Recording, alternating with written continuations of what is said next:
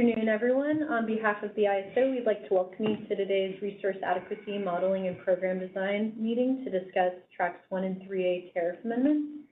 My name is Christina Guimera, representing ISO Stakeholder Affairs, and I will be facilitating today's meeting. I'm joined in the room by David Zlotlo, Partha Malveskar, Mark Kutstra, and Hillary Staver. We also have Abdul Muhammad Ali joining us online.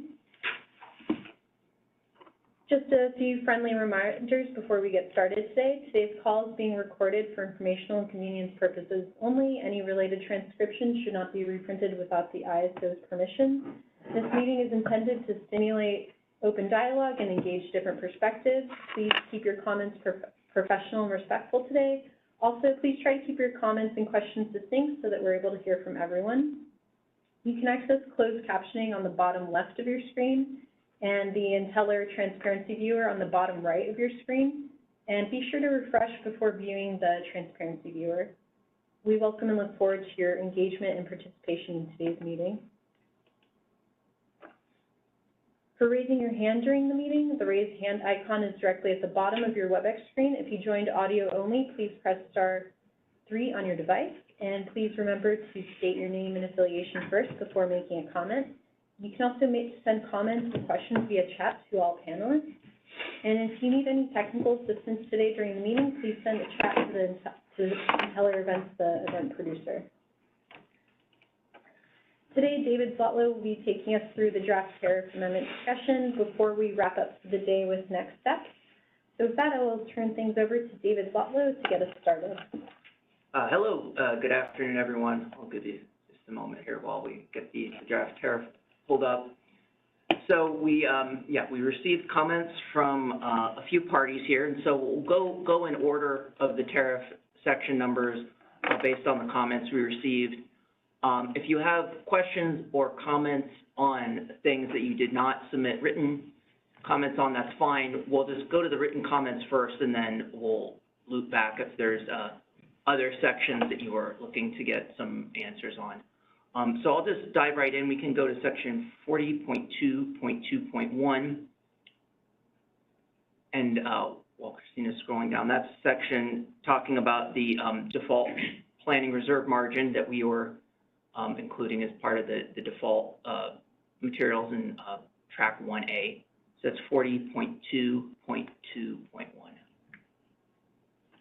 Okay, there we go. So one comment from Middle River Power in there where we talk about, it's more of a drafting question where we say the ISO determines this, and they were, you see there on the fourth line down in the red line, ISO determines that quantity of additional qualifying capacity. It's, they were asking us to have it say shall determine, and that's and throughout. That's just an example. And just as a drafting matter, our current drafting convention is more to phrase it that way. It means the same.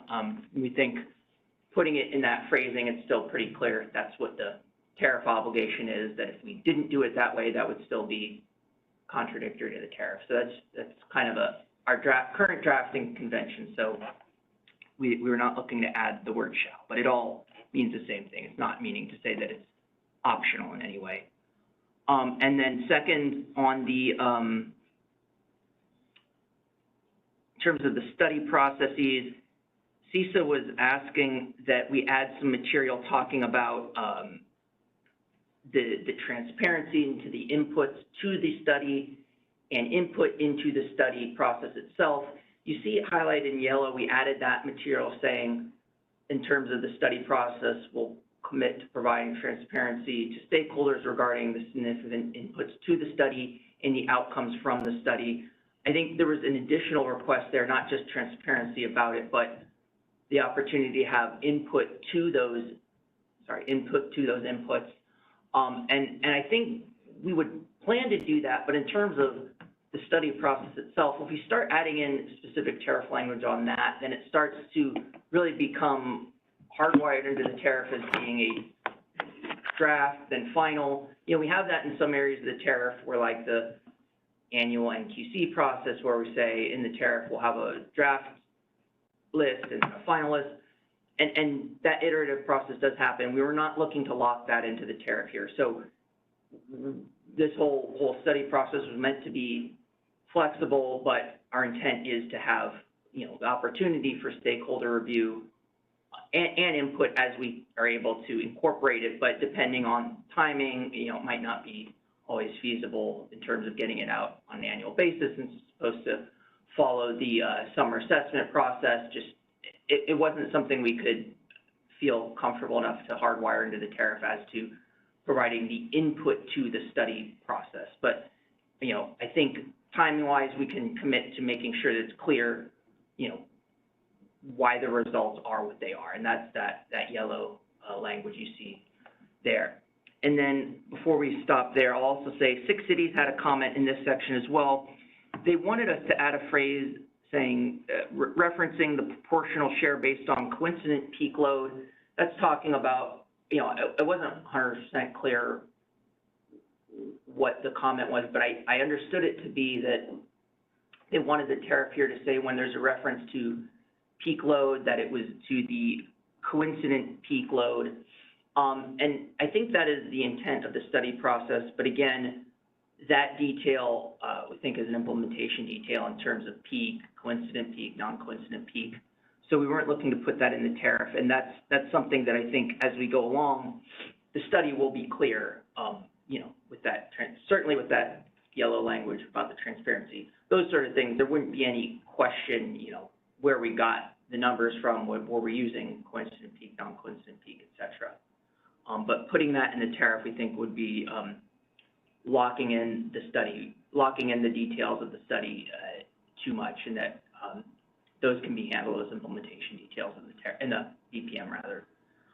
So before we move on from that default PRM section, we'll pause here, see if there's questions from any attendees. We do have one question from Margaret McNall. Go ahead, Margaret.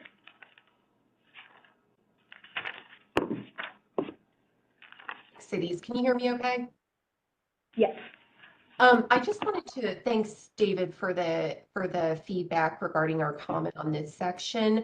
I actually wanted to offer a clarification, which is that I think the important part of our comment was just denoting the fact that it's the entity's proportional share, and I think the subject of the sentence that we had modified is the scheduling coordinator for an non-CPUC LSE or you know, an individual entity. And so I think clarifying that that it's really that entity's share of the peak load that was the focus of our comment, and just clarifying that it's a portion of that peak load, and not so much clarifying if it's coincident peak or some, you know, some other term that's being used. I hope that helps. I think so, and I think initially let me ask you this, because initially I thought what the comment was getting at was the planning reserve margin is a percentage. So we'll do the study process, and the result will be the PRM is 18% or 20%, whatever the percentage is. And then are you saying that you wanted it to be clear that the 20% when you get to an individual LSE, the number of megawatts that is their overall RA capacity obligation is that percent multiplied by the coincident peak, non-coincident peak? Is that what the comment was getting at? It's the idea that if you're applying the default to an individual entity, that what the resulting value is a RA responsibility or amount for that individual entity, if that makes sense. Right. Yeah, so this section here is just talking about how, you know, that, like I was saying, that percent, whether it's 15, 20, 25, whatever it is. So that's just about the percent. And then at the end of the document here, we have a revised definition of the term reserve margin in the tariff definition. I think that's where, I mean, I think the response is probably the same, that in terms of defining coincident or non-coincident peak. I don't know that we were ready to lock that in, but we won't scroll down bottom yet. But in Appendix A, that revised definition of reserve margin, I think to the extent an edit would be made, I think it would be there. Yeah, I mean, I think we could look at that. I think the concept is just that, you know, it's the entity's proportional share of whatever, you know, the value is. I think this is more of a wording issue and not so much of a conceptual issue, if that makes sense with what you guys are doing. Yeah, so if that's the case, then I think maybe we'll move on, and you can look at the reserve margin definition at the bottom, and I hope that's, you know, Okay. that will give you some comfort. Okay. Right, if it's not a matter of coincident, non-coincident, but just sort of being more clear, what is the reserve margin, what is the RA obligation, et cetera. Okay. Thank you, Margaret. Next in the queue, we have Perry Cervedia. Go ahead, Perry. Hello, this is Perry Cervedio, California Energy Storage Alliance. Can you hear me okay? Yes. All right, great. Hey, I first wanted to thank you, David, for reflecting the transparency and stakeholder process element. This is something that we had engaged with CAISO staff throughout the process to make sure that this piece would be clear. So we really do appreciate you incorporating it in this way. I do have, we did include really 2 comments on this. And I'm sorry, I forgot to get to the 3 years versus 1 year thing. I can wait on that. Yeah, I could, if I'll just make the point on this one then, and then happy to hear on the 3-year thing, David. Or would you rather go ahead and? No, I thought that's what you were getting to, but yeah, go ahead. I'll let you finish. Yeah, sure. So on this one, I was just trying to parse out what you were saying about the receiving of stakeholder input. I believe the red line that we recommended for this section, this is pretty close to it, but I believe it was just a direct copy and paste straight from the board memo that the board approved. So I was wondering what the issue was to just directly reflect exactly what the board approved into this section. Well, like I said, the language you added here or proposed was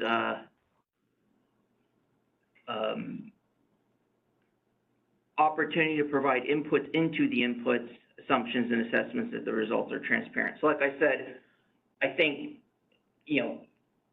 saying opportunity to provide input into the inputs is then suggesting that we'll always have a iterative process on conducting the study itself. And I don't know that we're necessarily going to do that in all cases. And I think in the policy papers, I don't know that we said anything that would lock that in. I mean, that is our intent, but we're not necessarily committing to that, as a tariff level item. Right. So, yeah, no, I get it. So, I mean, but that is exactly what we discussed throughout the stakeholder process, and it was almost a direct quote from the board-approved board memo that said management's committed to doing that. Ensure that the stakeholders have an opportunity to provide input into the assessments and that the results are transparent. Okay. I guess you are not denying that, right? Yeah, I mean, we're intending to do that. Yeah. It's just a question of whether that was meant to be in the tariff or not. I think the transparency will be provided, but Let me maybe frame it this way. I don't want to monopolize the time here, but I'll frame it this way. If we do an iteration of this in which stakeholders were not able to provide input into the assumptions, then the staff, in that instance, one could argue that the staff executed that process in a way that was inconsistent with what the board approved in their board memo. So I see it as a deviation from what was talked about, not only throughout the stakeholder process, but also direct deviation from what's in the board approved policy. So maybe I'll take a shot at this. Sure.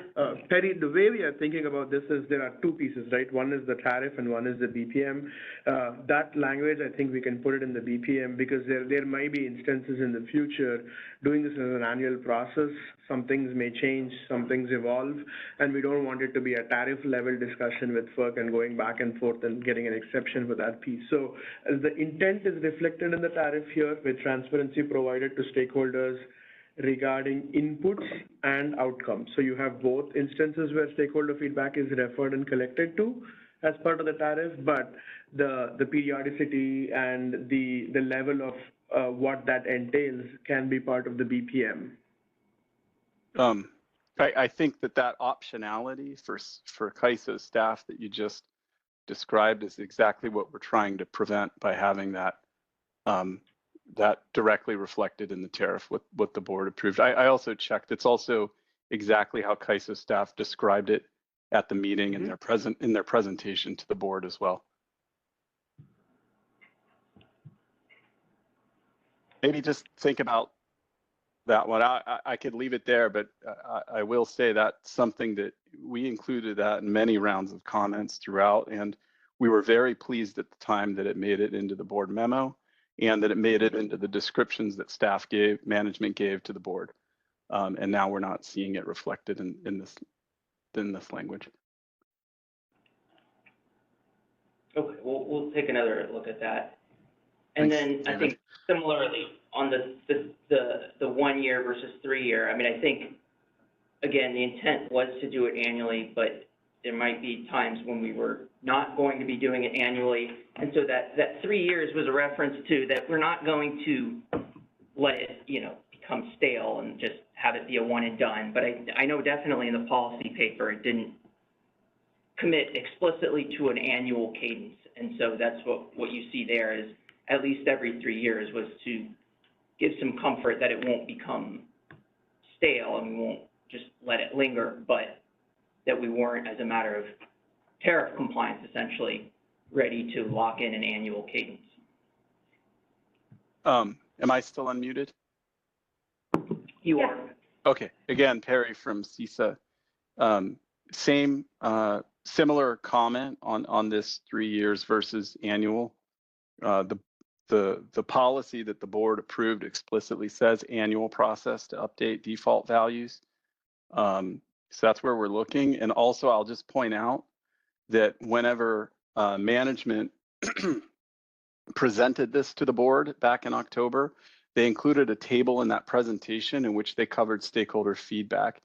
And there were stakeholders that argued against an annual process, to which management responded that they believe an annual update would provide for more reliable and accurate assessment. So it was more than just letting it slip into the board memo. There was an actual active thought behind why it must be an annual process.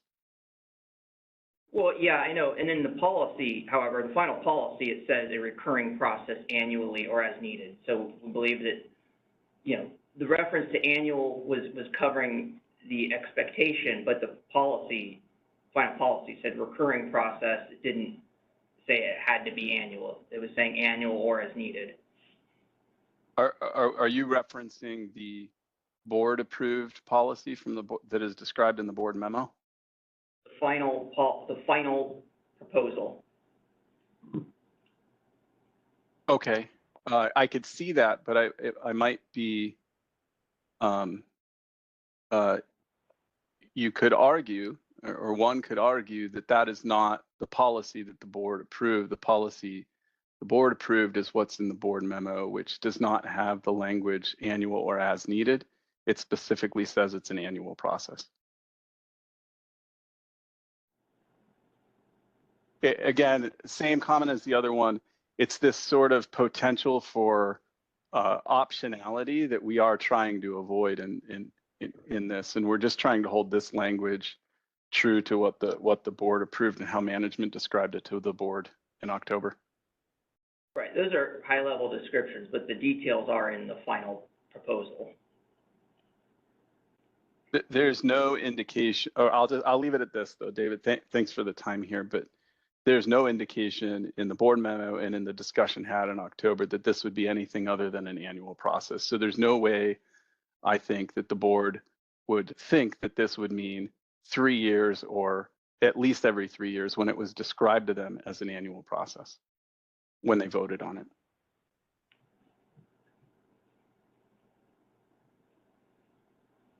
Okay.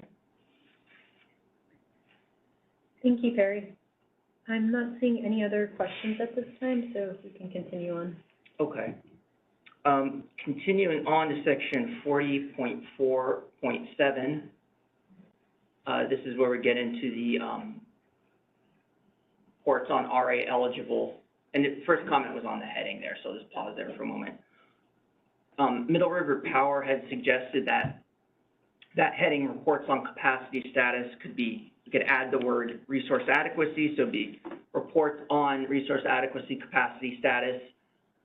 I think for two reasons we didn't want to do that. I mean, one is the headings are not substantive. I think somewhere in section 1 of the tariff it says headings are for, you know, informational guidance, navigating the tariff, but they have no substantive meaning. And so I think just saying, leaving it as is a good enough description. So if someone's looking for where is the material on the RA eligible reporting, I think this is clear enough direction.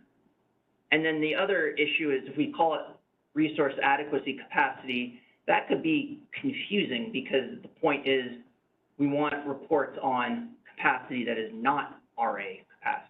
Since RA capacity is by definition what's on a supply plan, and we're looking to get information on things that are not on the supply plan. So we're worried that could actually be a little confusing and didn't see why heading as it was itself problematic.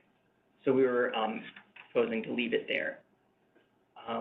Okay, now scrolling down, and I'll go through the comments on the RA capacity status reports, and then we'll take comments.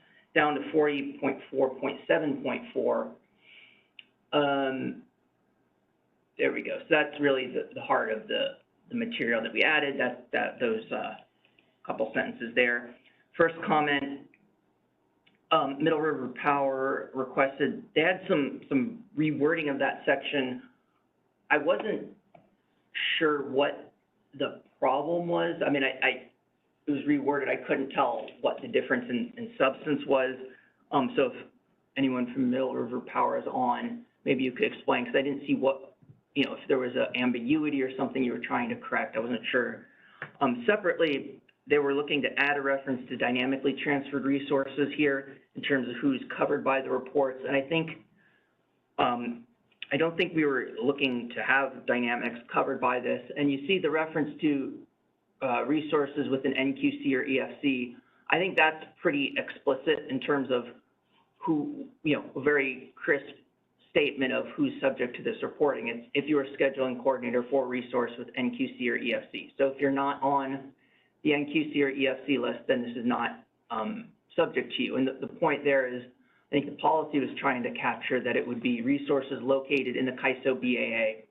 And so I think system resources, I believe, are not shown on the NQC list. They are, you know, it's based on MIC, and they sort of have whatever is, whatever they have subject to the MIC limitation. So those were not meant to be captured. So I think, again, the reference to the NQC EFC was, I think, as crisp as a definition as we can have there.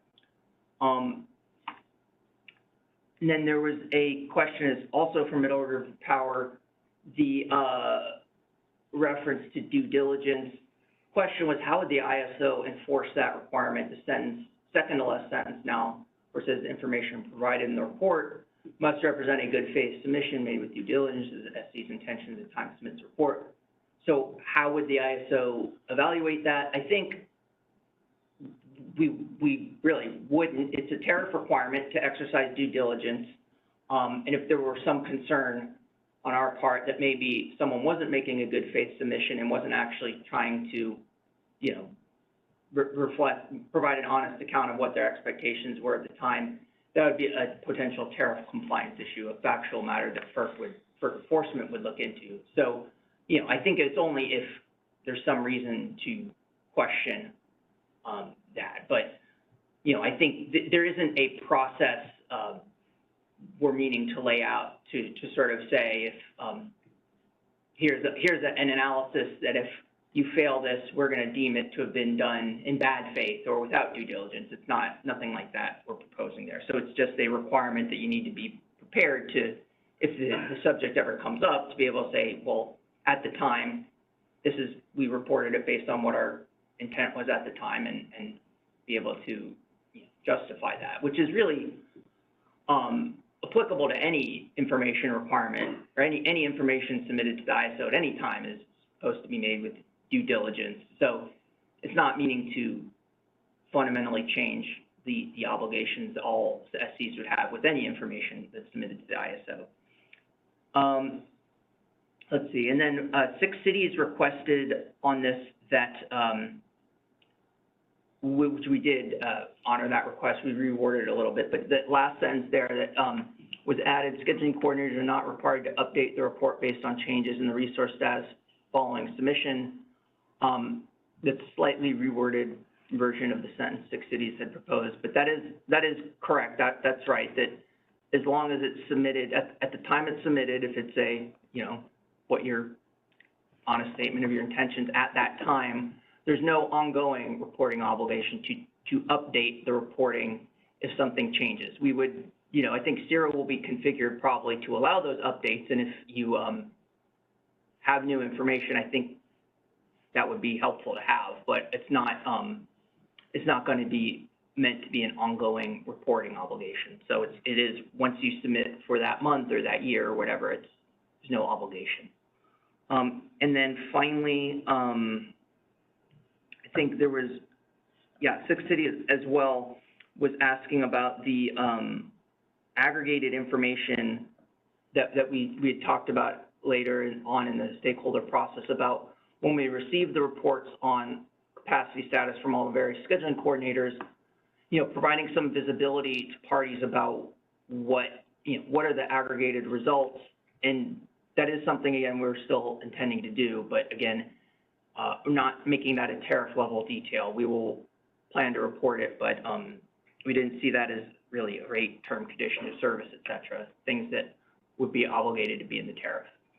So I'll pause there. I see, I saw Noah, I think from Middle River Power had raised his hand as I was describing. I see Megan McDonald from 6 Cities also raised her hand. So let's take a question. Yeah, so first in the queue, we have Noah Tang. Go ahead, Noah. Hi, this is Noah Tong from Middle River Power. Can you hear me? Yes, we can. Great. So with the first suggestion, it was more stylistic. If you don't like the style, that's fine. I won't belabor it. The second question, I think, with regards to pseudoties, was really, I thought pseudoties were still in on the NQC list. Is this not true? Or pseudoties and dynamically scheduled resources? I believe pseudoties, I think they are. I think it was dynamics are not. But I think, again, I think part of the point here is that the NQC EFC list is a pretty, you know, black and white statement of the requirement. If you're on it, yes. If you're not on it, no, in terms of the reporting. But I believe, and maybe if anyone on the ISO side can help me out here, I believe that pseudoties are not. Neither are. Okay. Yeah, Go ahead, there's Abdul. Neither of them are on the NQC list. They're, from an RA perspective, they're considered imports, so they're not on the NQC list. At least not the CAISO's NQC list. Oh, okay. Sorry. I thought recalled at one point those dynamically transferred resources were on the NQC list, and they were being given you know, an NQC value. Because if you kind of think about it, if the ISO's intent is to you know, when it runs its LOE study, is to account for all the various resources, certainly within the BAA, but also the pseudotide resources that are coming in as imports. I think those are given as two different one is just sort of a normal import one, and then there's another category of pseudotied and dynamically transferred resources.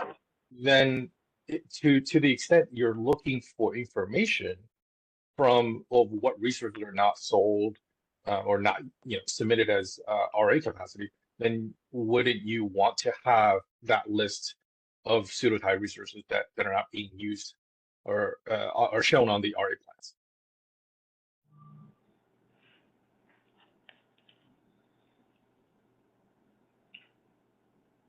Right. David, if I Yeah, go ahead.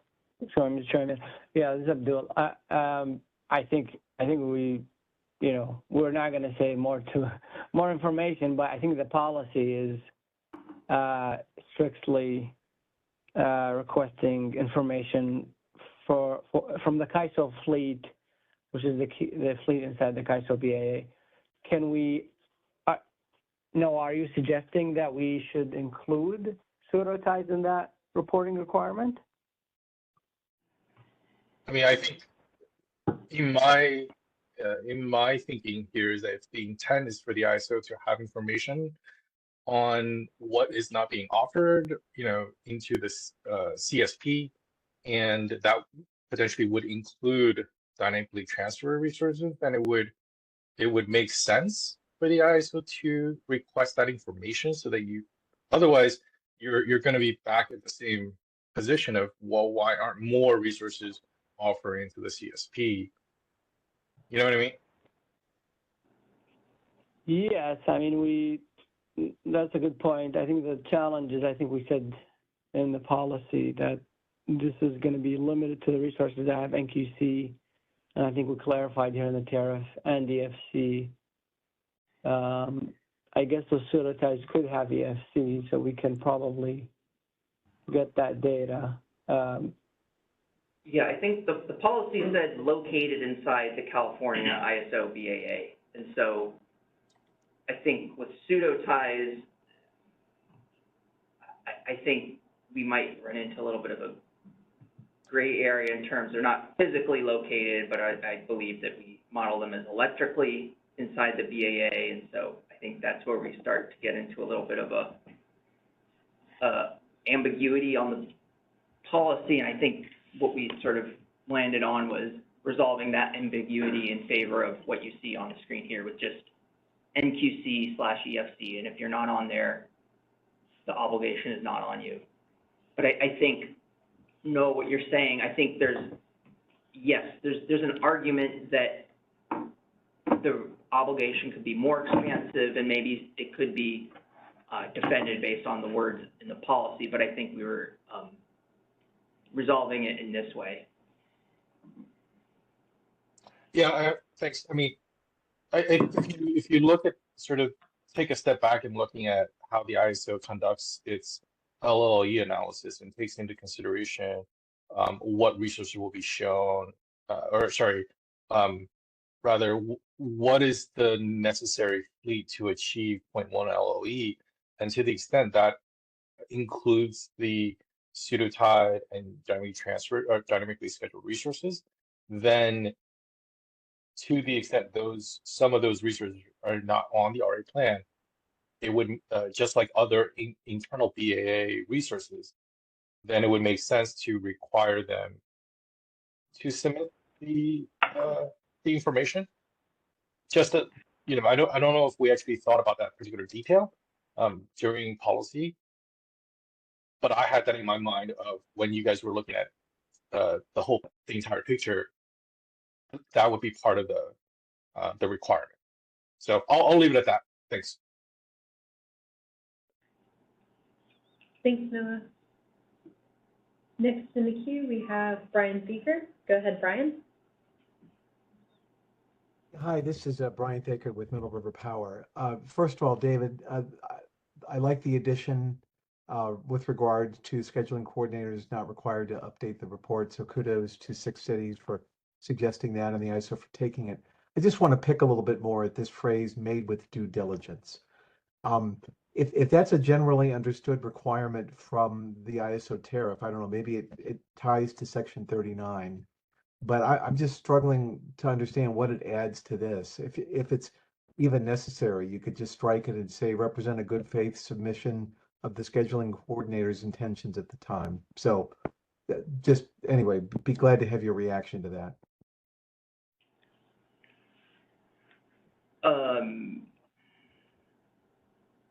Okay, I guess would the point be that if it's a good faith submission, by definition, if it's made in good faith, you would have exercised some due diligence on like what the status, what the intentions were.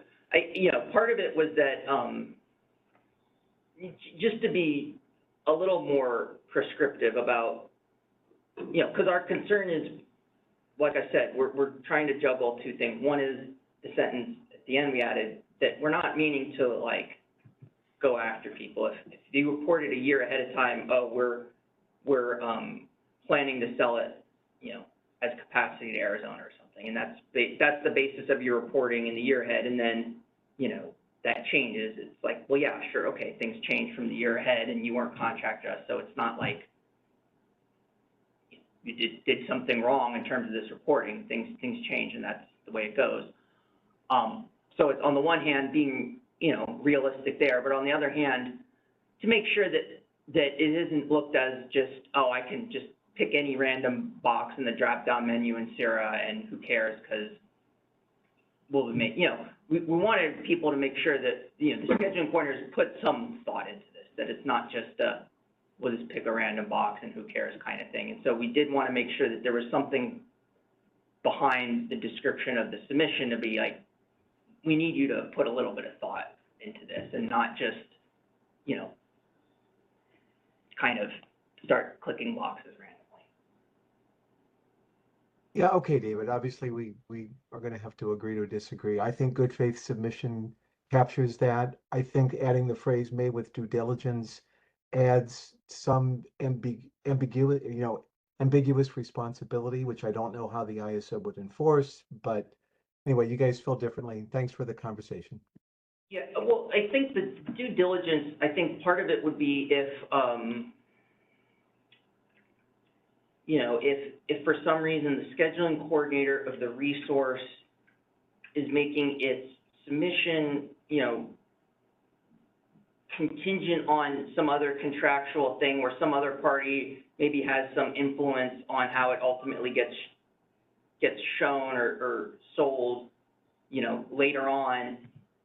And it was sort of capturing the idea of if the ultimate outcome is based on input from another party, you should at least find out what they're thinking about. And that's kind of the idea there, is like you need to ask some other party how it's going to work, that should be done as part of the good faith submission. That's kind of one of the scenarios I had in mind there. Where if it's purely, you're the SC and it's 100% in your control to decide what to do, I guess maybe the due diligence phrase isn't probably needed. It's more to capture where what you do as the SC is going to be dependent on what some other party has to say about it.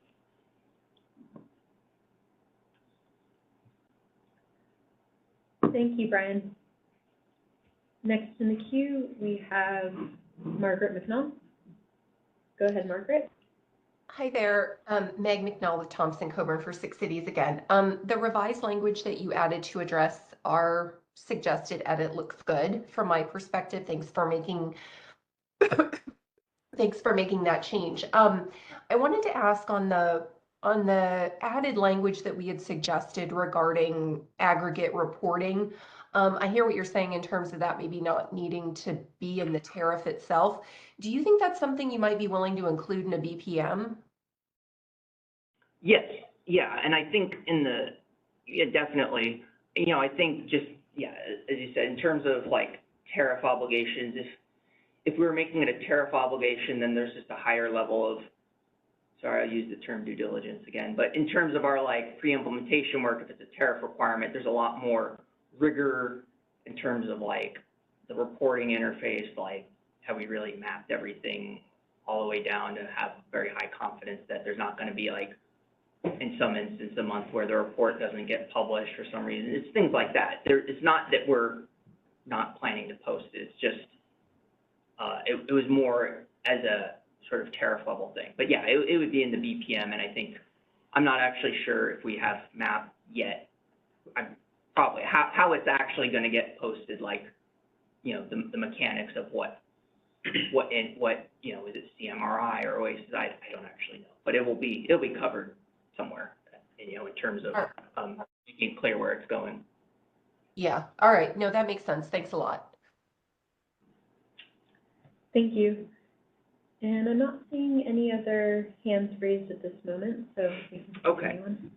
So then we will move on to section 40.8, which is where all the default capacity accreditation material is. And so I guess we'll start here with the comments on, starting with 40.8.2.1. Just a question, I think.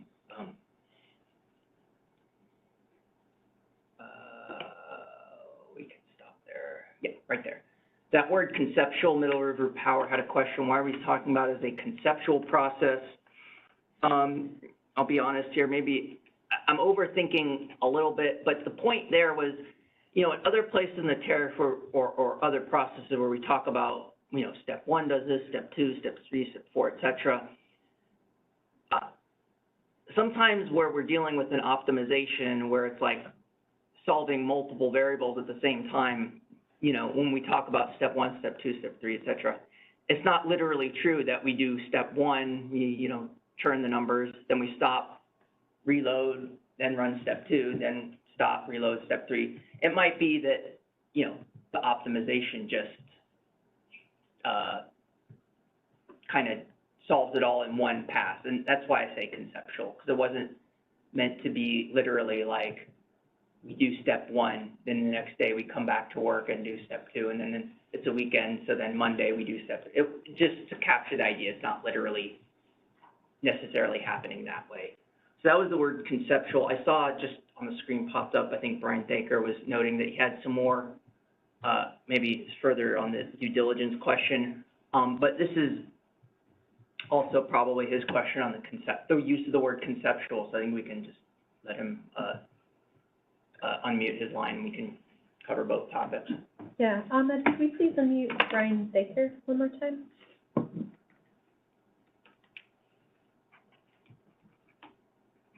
David, hi, it's Brian Thaker with Middle River Power again. Sorry, I didn't mean to take you back to the due diligence language, but since you've opened the door, again, what I wrote you was, I think the ISO bid should always be, a market participant should understand exactly what's required to comply with the provision of the ISO tariff. And I think that the made with due diligence language just muddies that. And with regard to 40.8.2.1, again, I'm not sure the word conceptual adds anything that's meaningful to the description in this tariff language, and that's why I question whether or not it was necessary. So those are my 2 points. Thanks.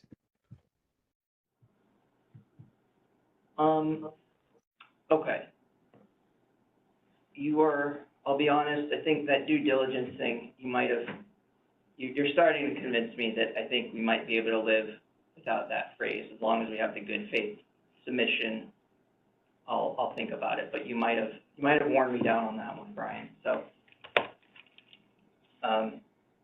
fair enough. Okay, moving. I'd rather win an argument with reason than fatigue, David, but thank you.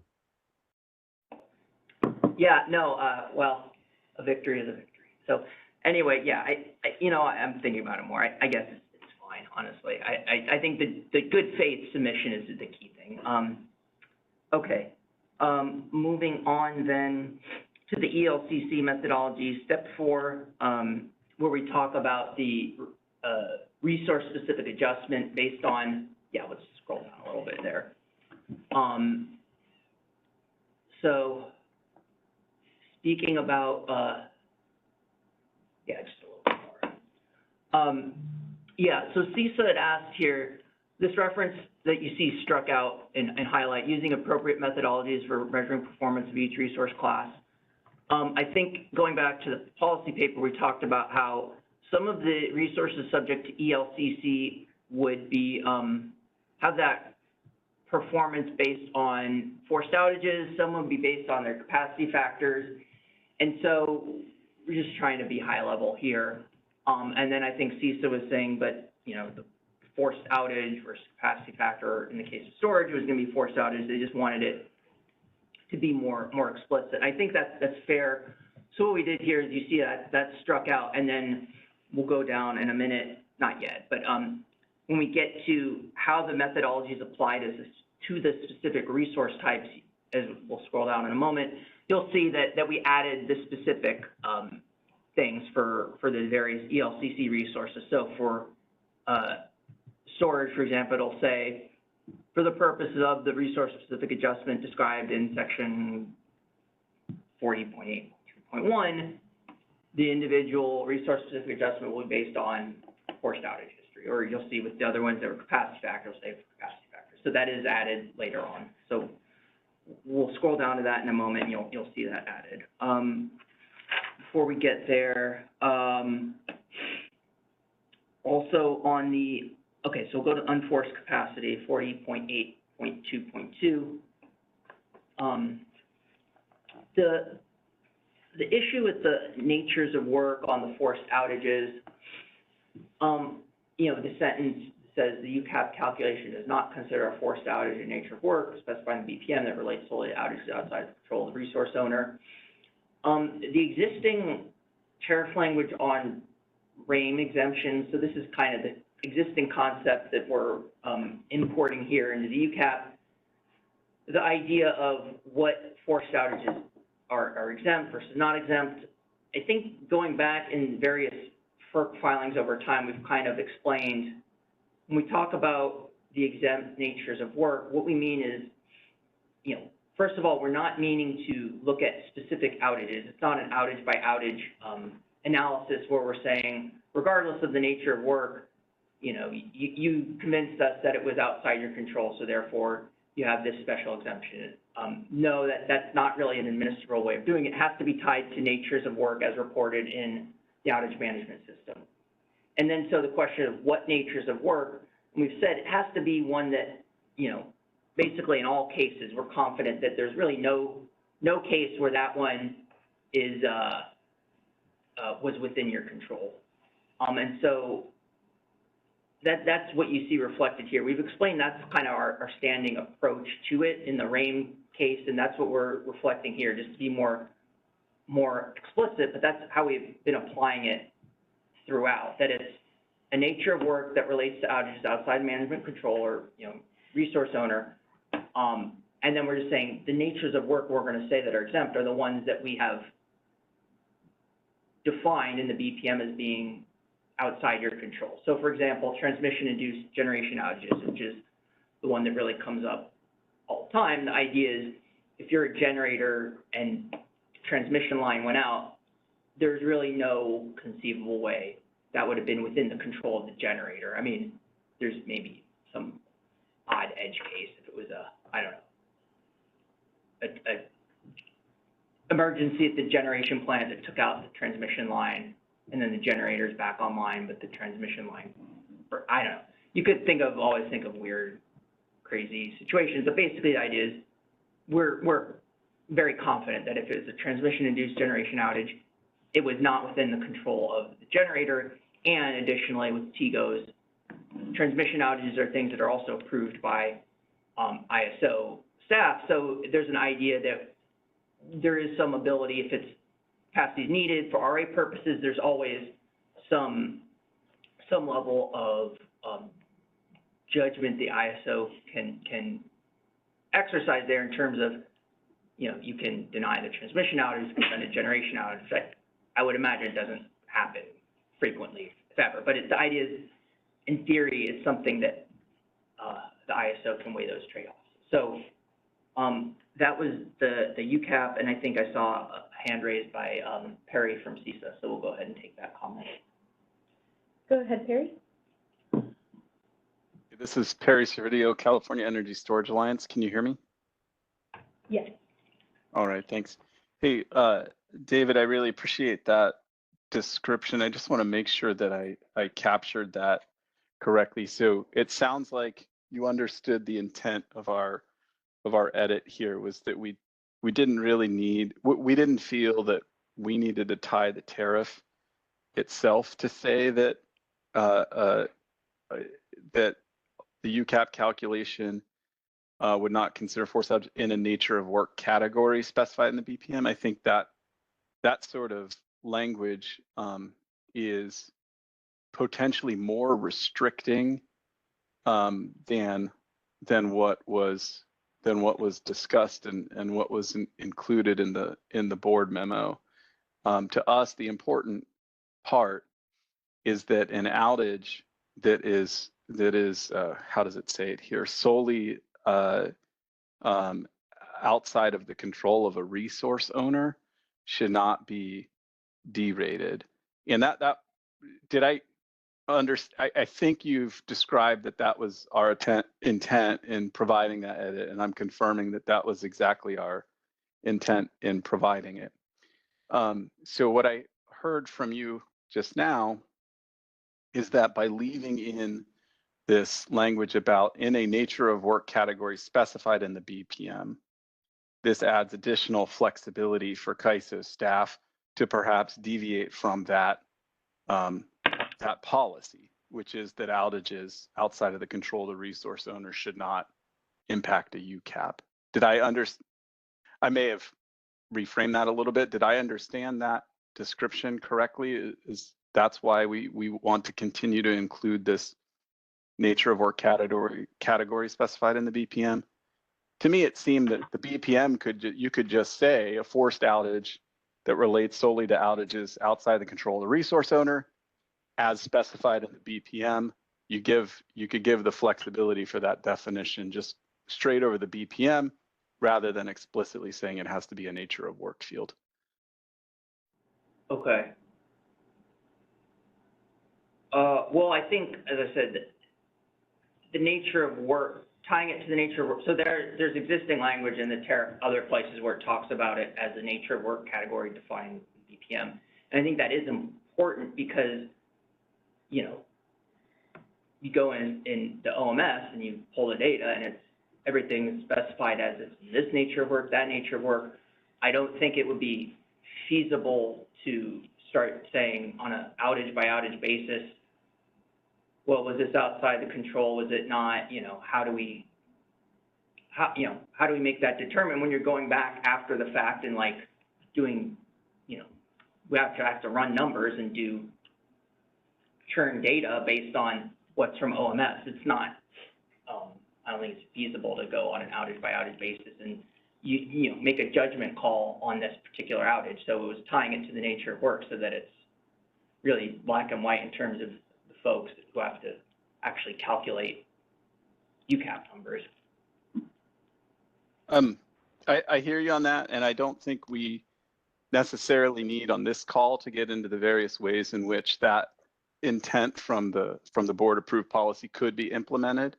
But I was just trying to capture, we do have several issues over the past year of nature of work fields being redefined and used in different ways. And our real concern is that the board approved policy is that if it's outside of the control of the resource owner, it shall not count towards their UCAP.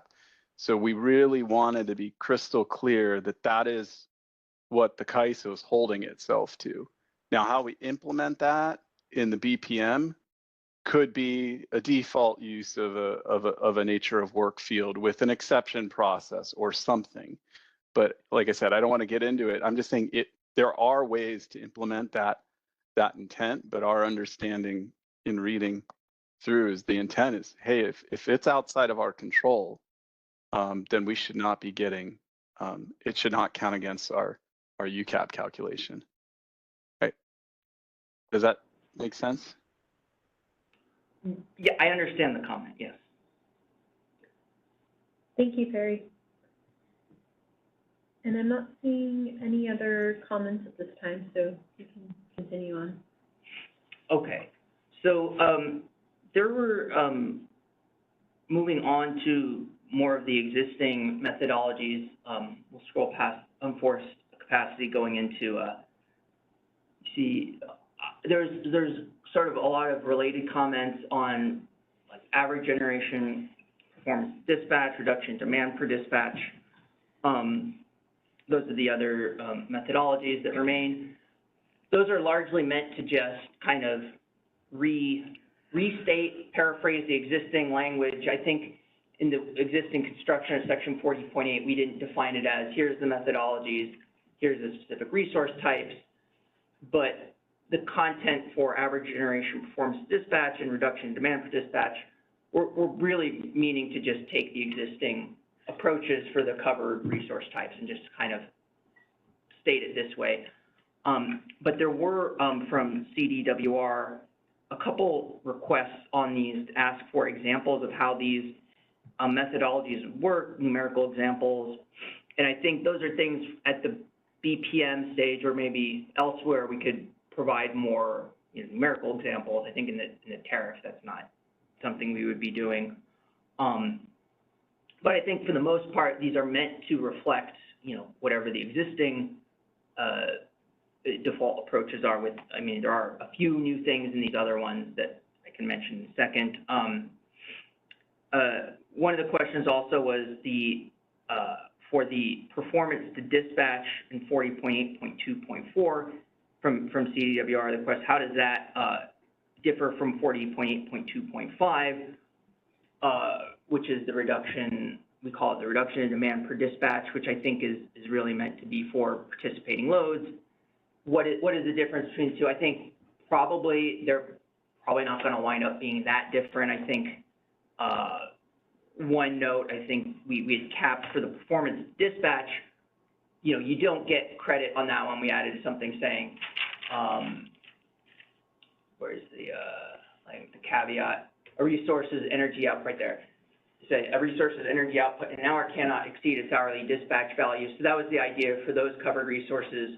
If you exceed dispatch, deviate upwards on purpose, you're not like getting extra credit or something. Like we're just sort of adding that in.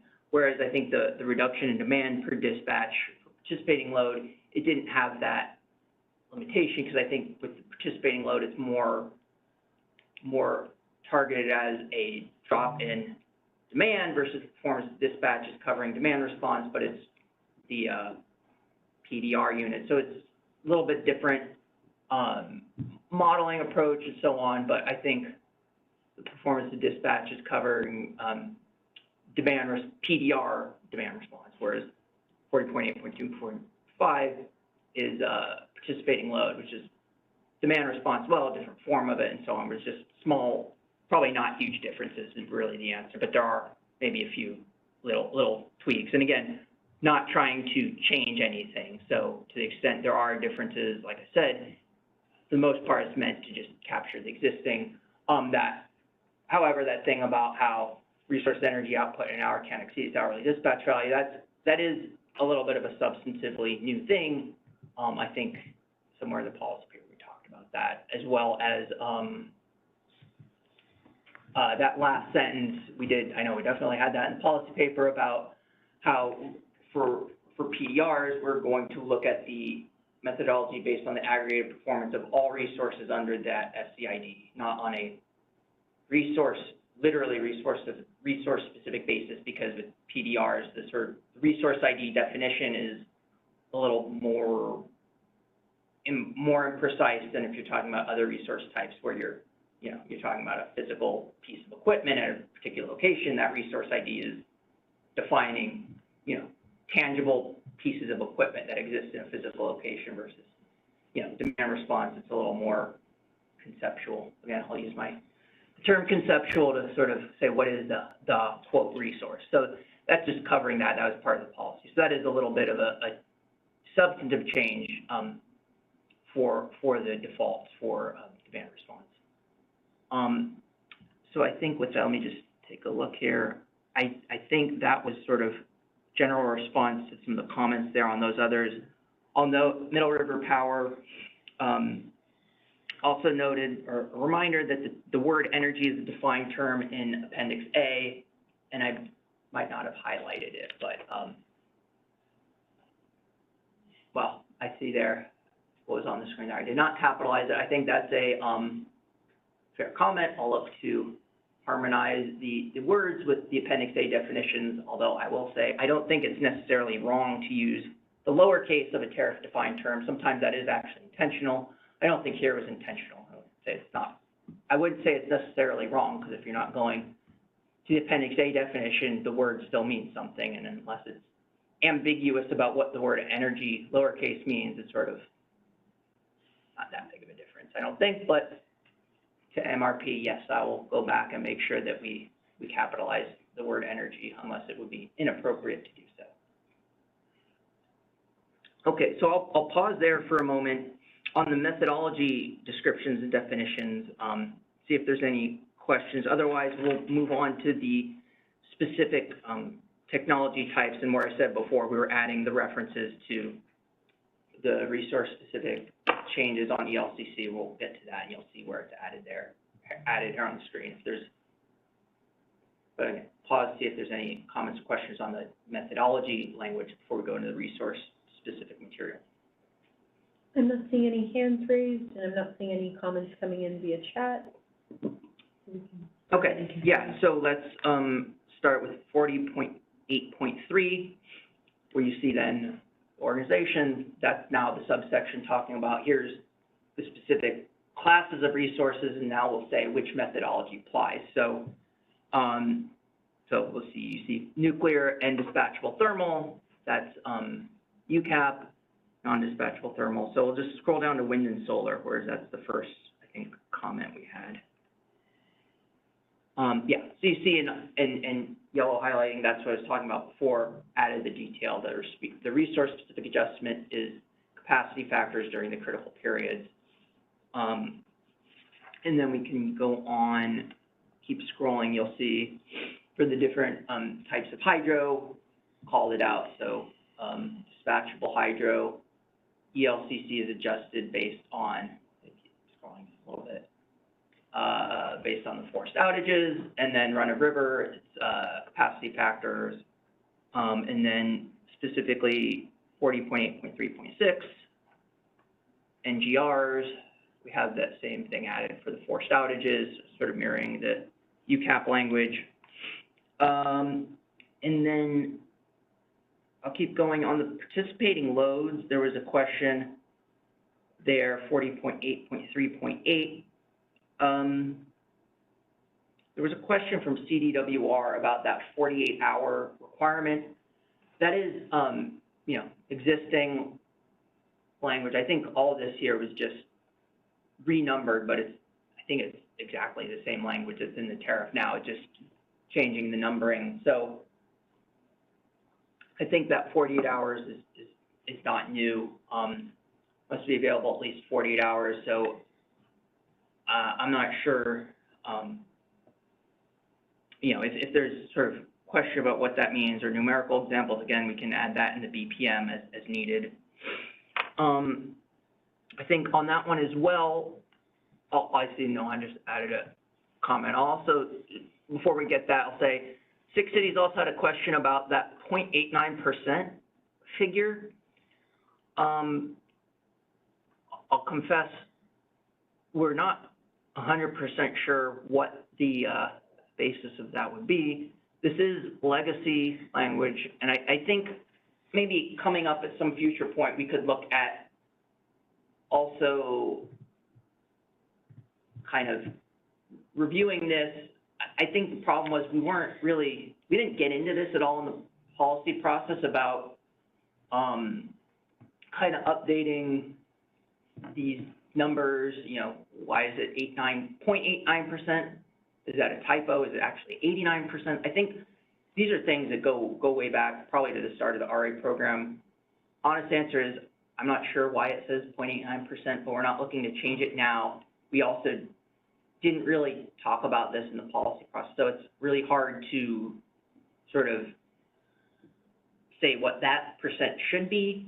I think similar on that 48-hour figure. I think in terms of implementing it, I think perhaps going forward, the way we're approaching the defaults may be more relevant, I think, because today they're just sort of sitting there in theory, ready to be triggered. They haven't really been triggered. I think, if I'm not mistaken, going forward, we're going to post actual numbers as here's the default methodology as applied to the resource fleet. And I think it might become a little more concrete going forward as to how this will be applied. So we would probably leave that to the BPM to sort of lay out more explicitly how it is this existing language would be interpreted. So with that, we can take, I think, Mohan's question, and if others have questions as well, we can take those.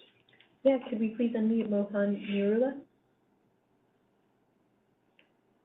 CTWR, yeah, thank you, David, for the explanation and some of the questions we raised in the, as comments in this filing.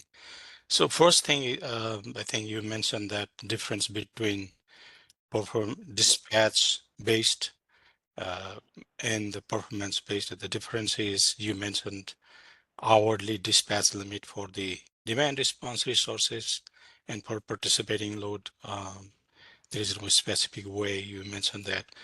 But I do have, first question is the 48 hours available question here is, as you mentioned, it's not very clear. So my question was, you know, whether it must be ready to be dropped, or it is contiguous 40 hours dropped, or is it, what kind of, availability is it? Is it during a month, it should be able to be dropped for 48 hours? And that's the question. And another is, if available for, more than 2 hours per event, is that limit of 0.89% still applicable?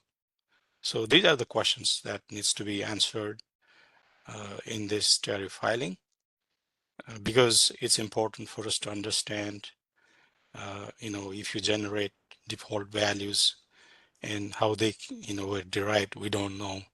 That's going to be problematic. That's one question. Second is, I think 4.8.25 indicates qualifying capacities calculated based on resource average reduction in demand on a per dispatch basis over 36 months period. So if there was no dispatch during 36 months, but the resource did bid, but it didn't clear the market, so there will be no dispatch. In that condition, what would be the values, Yes. Yeah, I'm sorry, I forgot. You did make that comment. I forgot to address that. Yeah. So up front in somewhere in this material, we say that if a resource doesn't have 36 months of data available for any of the QC methodologies, we will use class average for any of the missing months within that 36-month period. So yeah, I think in that case, if you're talking about participating load and you never had a dispatch in 36 months, it would, just be the class average for all 36 months. Understanding that the class that makes up participating load, in this case, may not be a very large class, but I think, so it might not be a great way to do it, but it's sort of, I think that's kind of the best we'll be able to do is just say it's class average if there's no dispatch for that resource over the 36 months. Yeah, so if there is no dispatch at all, then would it be zero? No, it would be the class average. So whatever other participating loads were dispatched. And then I think, it would just be 36 months of missing data would be gap filled for what the class overall did in that period. I don't know how many participating loads are there, being largest participating load. I think we need to be sure that the right numbers are derived so that resource can be eligible if we plan to adopt, or even if we compare. So that's very important for us. And I think, as you mentioned, that it would probably, the detail would be in BPM, but I think it's important to clarify these questions before tariff is filed. And if there are numerical examples CAISO can provide from now in until that tariff is filed, that would be great. So we can have further discussions around that. Right, I think so. Right, the numeric, like I said, numerical examples wouldn't be in the tariff, but I guess you're not asking for them to be in the tariff, just available generally, and so I think that's something we can, I'm looking at Mark here. Yeah, That's I something will we say can, the equations that we published already in the draft final proposal and in the presentations are still applicable. I think we may make some minor tweaks to have them be clearer and more consistent, but the same math would apply for most, if not everything, that you asked for clarifications on. Yeah. And I can give you some actual numbers if that's going to be helpful. If focusing on participating load, yeah, I would appreciate that. Thank you. Thank you, Mohan. And I'm not seeing any other hands raised at this time. Yeah, no other hands raised at this time. okay, Mohan, did we have another? Raised and lowered. Oh, okay, Yeah. fine. All right, so then also going to 40.8.3.10, the contracts with liquidated damage provisions. Similar kind of issue there where I think 6 Cities is asking, are there any such resources remaining? The answer is, I'm not sure, and is this still applicable? I think perhaps not, but this isn't something we really evaluated. We didn't look into this as part of the policy process, so I'm hesitant to just delete it now. I'm not sure if we have a strong enough basis to say, yeah, we can just delete it. And so, right, I mean, it may be that there's no such, there's nothing that this applies to, but I wasn't thinking we had enough of a basis to delete it at this point. And so, Bonnie, I saw your hand go up, so please unmute Bonnie and we can see what she has to say. Go ahead, Bonnie. Hi. So, I mean, looking at it, it looks to me by its own terms, it wouldn't have had any impact after the end of 2008. Because it says contract, the liquidated damages contracts entered into before 27/2005 shall be eligible to count as qualifying capacity until the end of 2008. So, I mean, that's kind of what struck me. How could this have any continuing impact, and why clutter up the tariff with stuff that, is no longer applicable? I was looking at it, I was looking at it quickly, and I thought, I was reading it as the 25% limit was applicable for 2008 only, but I see I was reading it too quickly. Yeah, okay, that's a different point then. If it's just, I wasn't looking at it, reading it as it being sunsetted, but I think that is what it says. I think you're right. So, yeah, I think if it just is, as you said, I just need to look at the punctuation offline a little bit, just I'm not on the spot, but yeah. If it's literally no longer applicable, then yes, that's a fair point. Yes. Yeah, I mean, obviously, this, substantively, it's not that big a deal, but, it's a 3,000 plus page tariff, and why have a provision that? I am always happy to remove 7 or 8 lines that don't need to be there. I mean, that's our joke, that if we could do it, we'd just, see BPM for everything. But I know that's not feasible. So yes, I'll take a look at that, and I think you might be right there. And then separately, 6 Cities, you had a comment about fixing the numbering. Yes, obviously the numbering is off, so we'll fix that. And then next comment was from 6 Cities as well, so we can leave Bonnie unmuted, or if it was Meg's comment. On the system resources, there's a question about the term operating hours. It's and we can, I'm sorry, scroll down to 40.8.3.13.1.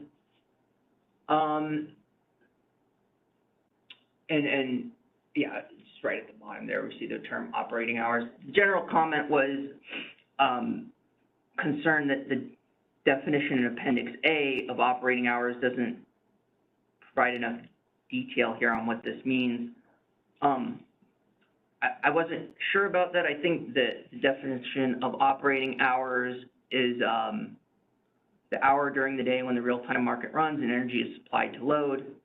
So that is the definition of operating hours. That's basically any hour, right? I mean. Right, and so I think the point here is that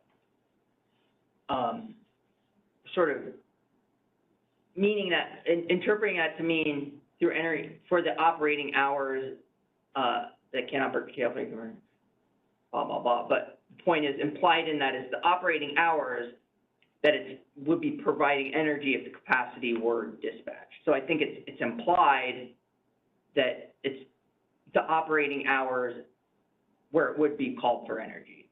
That's not for stated that explicitly. resource, or for which it's shown as an RA resource. Yeah, because there's the contemplation somewhere else about the hourly, you know, it could be hourly blocks and so on, and so they're subject to those hourly blocks restrictions. Those are the times when it would need to be ready to provide the energy if called for, and that for those hours it would need to have secured the transmission for the operating hours where it could be called pursuant to the RA requirement. So I think it's implicit.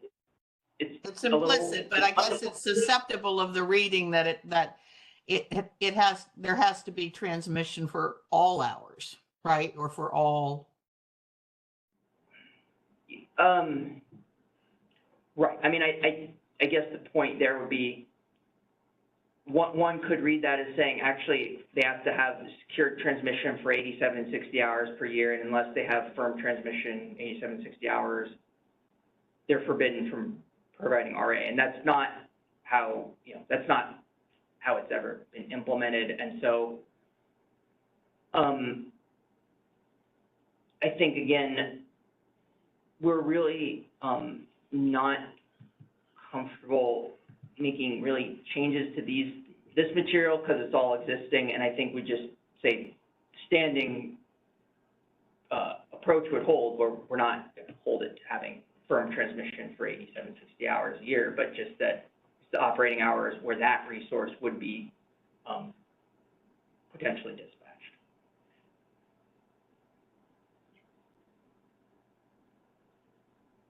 I mean, obviously that's the sensible interpretation. I guess I'd feel better if it were, if the language were more clear that the operating hours that are at issue are the ones where where it's being, I mean, isn't it really the hours where it's being shown for RA purposes? That it has to have a firm transmission? Yes, but I think the mechanics of the showing is it's not hourly showings. It's, not at that granularity, but I think because of the reference somewhere else about, if I'm remembering right, this is the section where it talks about hourly block limitations or something, and that's the recognition. You can maybe scroll up just to the start. I hope I'm remembering the right thing. I'm just maybe up. I don't think there's, gosh, I know there's some reference somewhere in this material to but blocks. But yeah, the idea being that for some of the imports, we know that they're only available certain blocks of time, and it would be in 40.8.13 somewhere. So it's, I think yes, conceptually what you said I think is correct, that it would be firm transmission for the hours when it would be considered providing capacity, but we don't have it shown as an hourly showing. So it's like, that's not how it's going to show up in Sierra. But I think at a high level, unless someone on our team here is telling me I'm wrong, I think you are correct.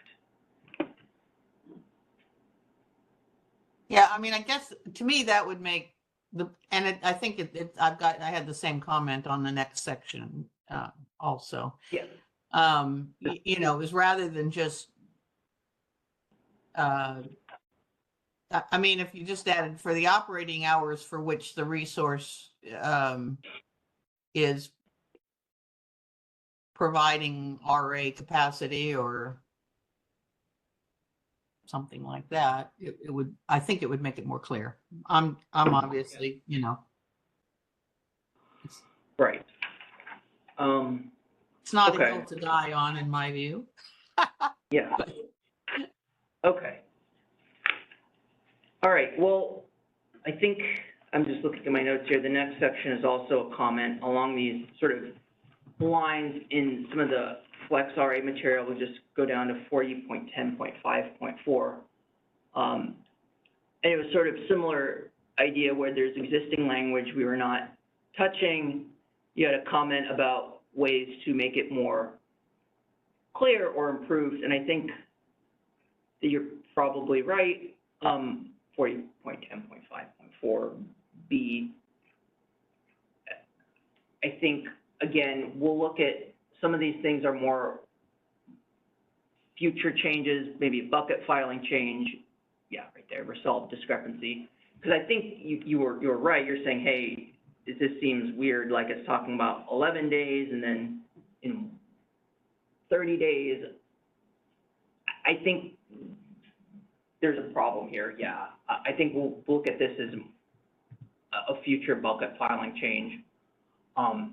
You know, not related to the ramps track 1A or track 3. Yeah, I think there was just like basically a typo here. We're not saying you're wrong that it could be, language could be improved, but I think we're just trying to limit the changes to what's explicitly called for in the policy papers. So I don't know if Bonnie, you have anything to add there? I saw Perry's hand just went up as well, so can take those two comments now. Yeah, first in the queue we have Perry. Go ahead, Perry. Hey, this is Perry Servideo, California Energy Storage Alliance. My hand shot up just because I saw we sort of zoomed forward here.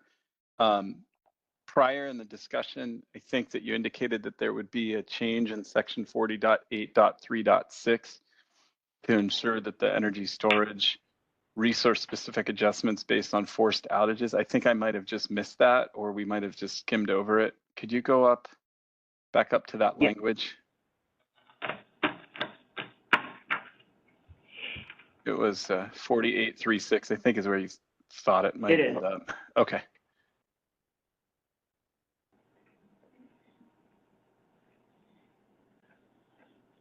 .3.6. I think it's up. Oh. Yeah, because that's the old language is all is struck out.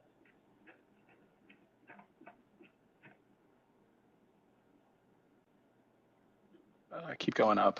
48.3.6, 14.13. We skipped 11, but we're gonna fix that. There you go. There it is. There it is.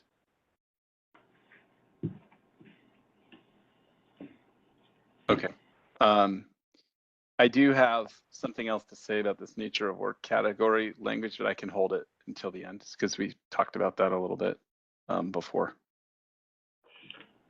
Well, there's, I don't think really too many more comments to talk about. So, I mean, if you want to offer that comment now, please go ahead. Sure. No. So I'm just trying to figure out. Let's say we had basically said that we don't need to say reported in a nature of work category relating to, and it could be something that's specified in the business practice manual because the policy was clear that if it's related to both in this method and in the UCAP method, it's things that are outside of the control of the resource should not be penalized by UCAP. So and we had that conversation, but I wanted to just ask as we try to, if this language stays this way and up in the UCAP section stays this way, and it just so happens that a nature of work field is defined by the CAISO through the BPM process, where an outage that is solely outside of management control happens to be getting hit with a UCAP outage. Is there some way at that time in which we would argue that that decision in the BPM process does not meet the intent as framed up in the board-approved board memo? I'm just trying to get to my point of saying, where do we argue that that's actually not what was intended to be captured by the UCAP?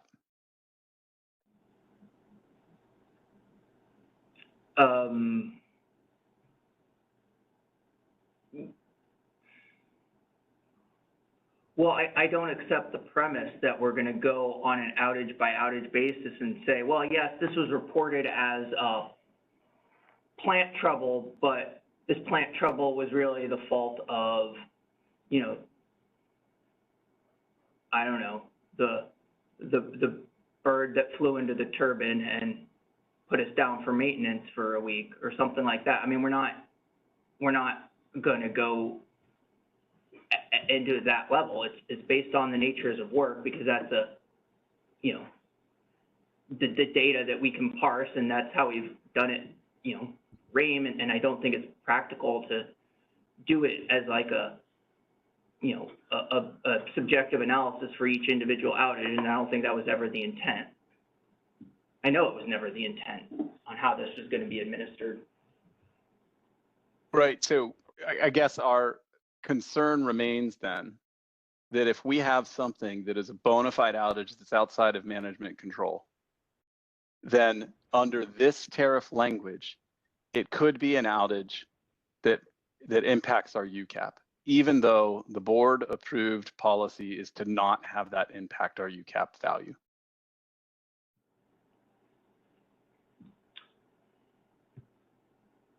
Well, again, I don't accept the premise that the policy was we were going to go outage by outage, and you don't have to. We don't have to get into the implementation of how to figure that out here. I think you're jumping to one way to implement that, and that's fair. But there are other ways to implement the policy that's actually approved. Perry, I guess I'm not following your recommendation. What are you suggesting? I'm suggesting a simple red line to this language and the language in the UCAP section that removes this reported in a nature of work category related to, and simply just says that, here you don't need to say that it's reported in a nature of work category. Up in the UCAP section, you just need to say that the UCAP does not include outages that are solely outside of the control of the resource, as further specified in the BPM. We've seen many times that the way that things get implemented once they get to the BPM or get changed later would run afoul of what the actual approved policy is, and all we're asking is for that safeguard here to say that at least the tariff language itself is aligned with what the board approved.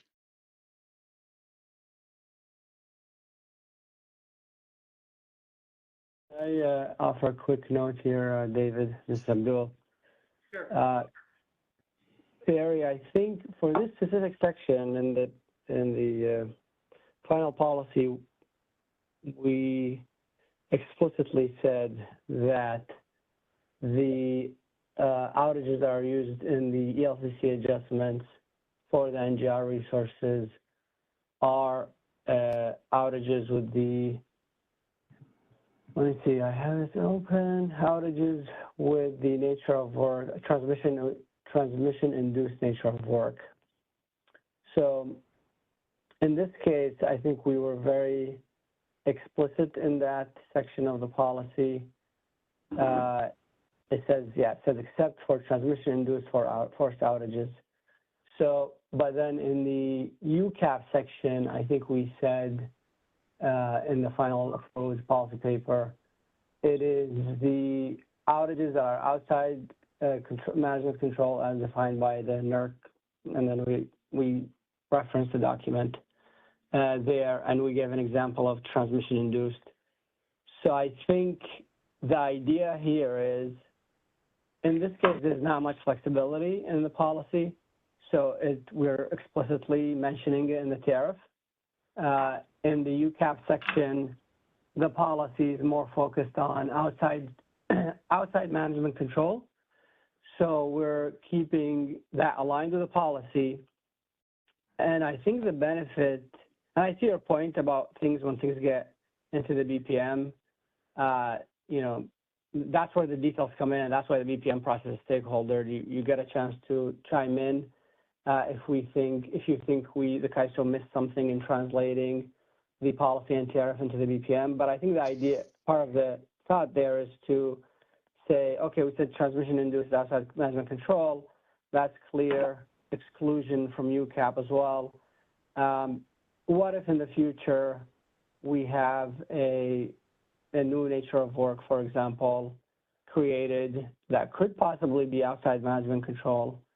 Do we want the flexibility in the BPM to be able to say this should be exempt as well, or do we want the tariff to be the determining factor going into the detail of what should be exempt and what's not? And I think that's where the tariff language is, and I think it is aligned with the policy. It's just how do you approach what goes in the tariff versus what goes into the BPM. I was just looking through the board memo, and I actually couldn't find this particular language as it relates to the resource-specific adjustment on the NGR resources. I think the memo says that it's based on a unit's forced outage rate. I was looking at the final board-approved policy. The policy paper will have all the details. The memo, I don't think memos usually have the details. But it's the memo. It's the memo that the board voted to be filed to be reflected in the tariff to be filed at FERC. I guess what you've highlighted is actually a good point, is that this language actually differs from the language up in the UCAP section. So now it raises the question of should these be different? If we're trying to compare, compare two resource types and their QC values, I'm wondering now if these should be different. I would think that we would take the language from the UCAP section as redlined as we submitted, and you could repeat that similar language here so that we're treating the resource types the same as well. But the broader point that I'd like to make is that we shouldn't be writing this language in a way that could be implemented such that the results do not meet what the board approved in their memo, in the board approved memo from October. Right. Now, we can go back to the board and ask for a difference in the policy, but I'm just trying to avoid that outcome. Well, again, what I think, there's two issues here. One is, I think the way you're presenting this is though the board memo negates what's been published in the final proposal. And second of all, I also don't believe that there's anything here that's, contrary to what the intent was of the policy all along. So I think if you're saying for an individual forced outage, you should have the ability to appeal the calculations and say this outage on March 10th and this other outage on August 15th, you need, when you run the numbers, to exclude them from the UCAP that is not a process that would have ever been contemplated. And I don't think we can accept that failure to provide that is inconsistent with the board approved policy. Again, David, you've put up a straw man implementation. I did not suggest that has to be the way that this is implemented. And I keep trying to say that there are many ways to implement, but what is very important to us is that this language reflects what the board approved, which is that if it's outside of management control, it shall not count towards a UCAP value. And then I would think that we would reflect that similar language here in the NGR section so that both resources are treated comparably and equitably to each other in terms of forced outage and forced outage counting. So with that language in place, we can then go talk about the right way to implement that. But right now, I'm just trying to stay focused on having this language reflect what was actually approved. If under this language something could be implemented in which I would be getting hit with an outage under UCAP or under this section that is completely outside of management control, then I would say we haven't met what the board approved. Right, I understand your position. I'm saying we disagree with that position in terms of what the policy was. I mean, I've in our red line comments, I cited the page from the memo that the board approved and saying what the intent was and everything. Can you at least where is the disagreement coming from then? Well, I think you're cherry picking statements from the board memo, but there's a whole policy proposal that's behind that. And I think if we're going into the final proposal, I think there's other things that are really indicative of the overall intent. No, I'm just, I thought that our red lines essentially just copy and pasted exactly what the board approved. I didn't mean it to seem that we were cherry picking. We actually pulled from the exact language in the memo that talked about these precise issues that we're discussing right now. I don't really see that as cherry picking either. Okay. Well, I think, there's the whole final proposal that deals with all these issues in much greater detail, and that's what I'm referring to, is that there's, greater context provided in the final proposal that provides more meaning to the, limited descriptions in the board memo, which are, I think, as Abdul noted before, it's high-level statements of what the policy is, but then there are the further details in the final proposal that are embedded within the board's approval of the proposal. Again, I just want to say I'm not trying to cherry pick. I think prior to that board meeting, again, we did not go to the board meeting opposing the CAISO's proposal at that time based on our reading of what was in that board memo to be approved by the board. If I had known that we would end up in this place where there would be language inserted into this tariff that could allow CAISO staff to operate outside of what was approved by the board, we would have come to the board and disapproved of it at that time.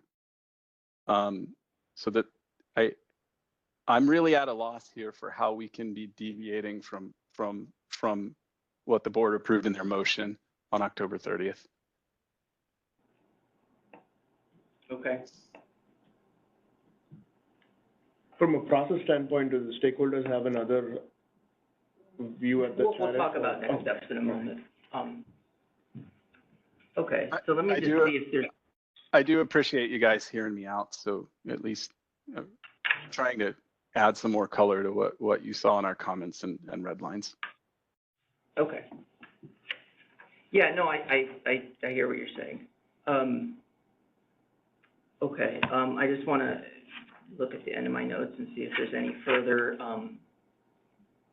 comments that were submitted, I'll just say briefly on the Appendix A definition of reserve margin.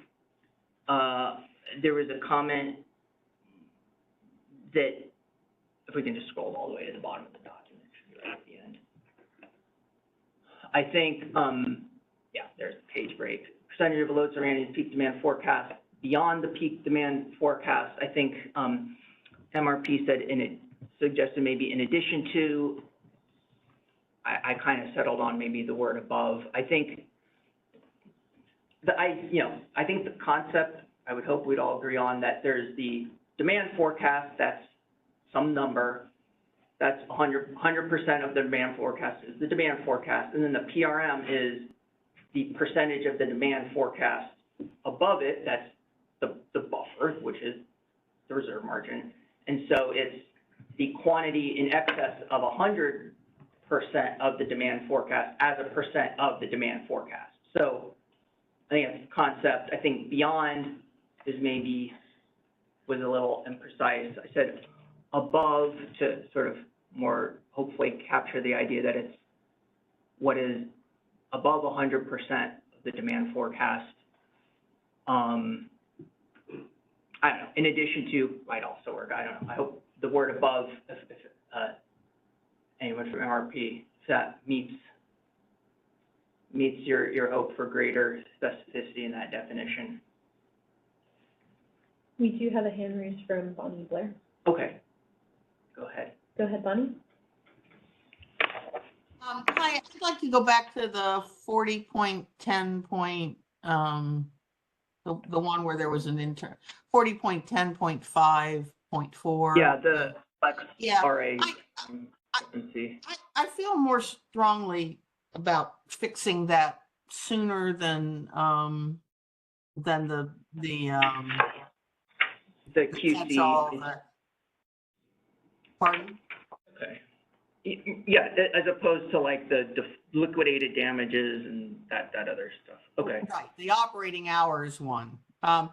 This one, this one, there's an actual inconsistency. Somebody who's trying to figure out what they're supposed to do and when they're supposed to do it, is faced with, do I have to do it in 11 days or do I have 30 days? What if I wait? I feel like waiting for the I forget what you call your bucket filing. Your cleanup filing, your annual. Yeah, we need a better filing. term for it eventually, but yeah. Yeah, I think so. The point on this one is the discrepancy should be resolved at 30 days because that's the end of the cure period. Under the regular RA process that we have defined for generic. I think if we were to change it, we'd probably just say no less than 30 days prior to the first day of the month covered by the plans, period. Then that 1 and 2 would just be deleted. I'll take that back. I think, I think our recommendation was make it, make it 11 days so that people had more time to do it. But I think it's most important to address the inconsistency because that's going to have people not knowing what they're supposed to do. Right. Okay. Let me think about that more, and we'll talk about that. I think, yeah, I appreciate the distinction, between some of those legacy methodologies that maybe have, the rationale has been lost to time versus this, where I think this is, like I was saying, this is more clearly just there's a drafting error here, and I think that's for sure. So let me think about that a little more. Okay, I appreciate it. Thanks. Thanks, Bonnie. And I'm not seeing any other hands raised at this time. Okay. Well, a minute or two ago, we were starting to go to next steps, but I think now is the time for that. So, based on the comments here, what we're projecting here was showing some revisions based on what was posted. We didn't post this yet because there's, we're waiting for this call to happen to have further discussion and see what further edits beyond what you saw projected here. So we will take the written comments and then the discussion we had on this call today, sort of digest that a little bit, and then at some point, I think relatively soon, we will post a second draft to the stakeholder site, and then we'll you know, post that. I think there'd be a market notice. I think that's normal process. So you'll be advised of when that is posted, and then you know, if there's further discussion that needs to happen, you could reach out to the policy team or to me, and we'll see what further discussion from there needs to happen. I would probably not have another call like this, but you know, maybe I would assume that it's not going to be necessary. But if we have more discussion, and we have, you know, maybe one-on-one conversations or whatnot. So we'll see where that goes.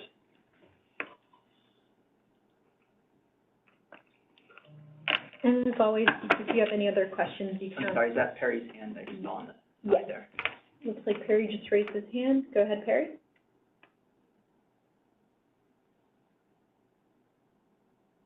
And Mohan as well, so those comments. This is Perry Servideo, California Energy Storage Alliance. I'll keep this brief. We did include this comment in our comments. So, you know, thank you for giving us some time with additional language if you republish. I would ask, even if it's a short meeting, I would ask that we maybe do schedule another time, especially if the language changes, to at least discuss that in a public forum rather than in one-off private conversations between staff and stakeholders. Even if it's short, you know, it doesn't have to be a 2-hour meeting. We'd really appreciate that opportunity. Thanks. Okay. And then Mohan, I see your hand raised as well. With CDWR. This is Mohan Nariwala with CDWR. So going back to 4825, I'm not sure if CAISO is willing to make change at this point, but I think the language here is very restrictive. And if we could like modify, for example, you know, higher of the offer bid for the participating load and the dispatch, that might make some sense based on economic dispatch. So, you know, I don't know if that is acceptable, but I think we need to see some clarifications as well as some potential changes here. And Are you yeah, you're talking about 40.8.2.5, the right. production demand, which is Yeah. Okay. And again, is this back to the question of if there isn't 36 months of data for the resource? Right. Yeah. What gap filling measure we would have in the absence of 36 months of data? Yeah. So if you rely on the what was offered to the market based on availability, that gives a better number, and you know it is too restrictive here based on this language. So right. I know it was not discussed during the policy Right. making process, but it just sort of so. Right, and I guess I don't know how much comfort this provides, but again, these are default values, so you know, this is only in case there isn't, you know. Right, I know, but if there is some point we're gonna compare the default values with the LRA's numbers, then it could be completely off. You know, that's what I'm looking at. So it has to be practical. Like, you know, if you're offering, but you didn't clear the market, then didn't that support the market? But no, it did support, but sometimes it clears, sometimes it doesn't. So that's why maybe a good idea to have language like higher of the resources offer bid or the dispatch, actual dispatch. So if you could consider that, I would appreciate that. Thank you. Okay. Thank you. And I'm not Yes. seeing any other hands raised. Do you have any final comments? No, before we wrap I up? don't. I'd say just, stay tuned for the market notice advising of the second publication. Thanks, David, for taking us through that, and thank you, stakeholders, for your participation. I just have a couple announcements now before we wrap up for the day. Here's some meetings, trainings occurring this week at the ISO. And here's some details on market simulation meetings and business practice manual updates. And lastly, for insights into the ISO grid and market operations, be on the lookout for our Energy Matters blog. Here you can see our latest blog posts. So with that, we'd like to thank you so much for joining today's meeting. As a reminder, this meeting was recorded for informational and convenience purposes only. All meeting materials are available on the initiative webpage, and the video recording will be posted there soon as well. We thank you very much, and we hope you have a wonderful rest of your day. This event has concluded. Thank you for using event services. You may now disconnect.